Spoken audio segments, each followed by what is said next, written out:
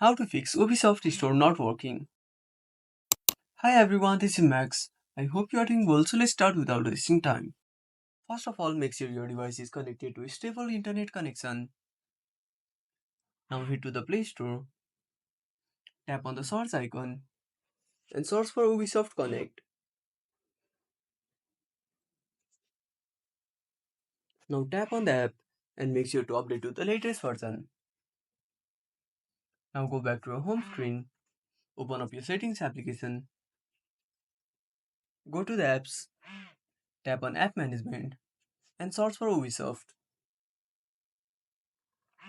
Now click on Force Stop, go to Storage Usage and tap on Clear Data.